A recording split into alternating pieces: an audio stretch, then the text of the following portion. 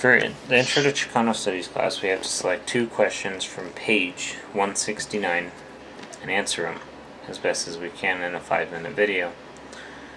The first question I'll answer is the first question on 169, which is, what is the future implications for public education given the current age of distribution of Hispanics?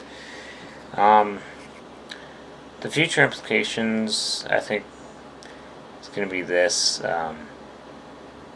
There's a lot more younger Hispanics coming into the education system, so a lot of Hispanics are going to be pursuing education, higher education, going to school, and everything like that. So I would imagine we'd see a higher percentage of Hispanics, particularly like Mexicans and Cubans and Puerto Ricans, actually pursuing something more than a high school education and have a higher percentage of completing high school.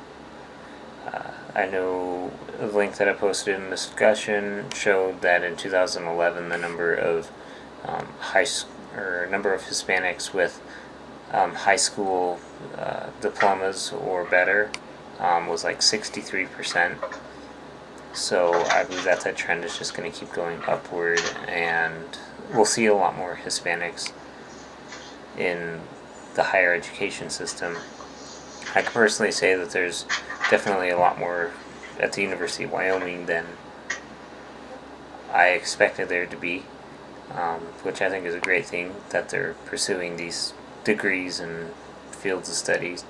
It's definitely good for the Hispanic culture because it only means that they're moving up in society and that their overall situation is improving. The second question that I'll answer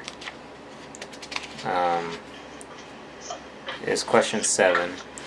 And what strategies is the Catholic Church employing to retain its members, and will they work?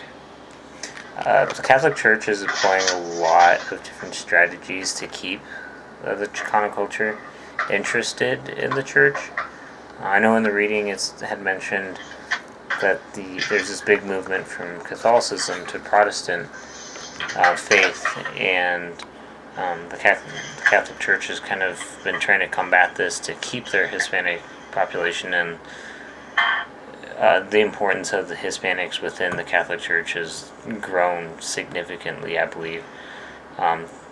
There's been a lot of different movements like the charismatic Catholic movement, things such as like spirit-filled Catholic churches and things like that have been set up to like keep Hispanics in the church.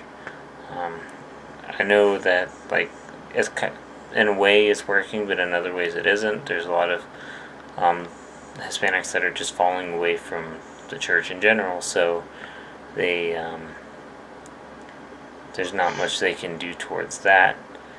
But in terms of the ones moving to the Protestant church, I believe that they're really working hard to create this environment that's as enticing as the Protestant faith.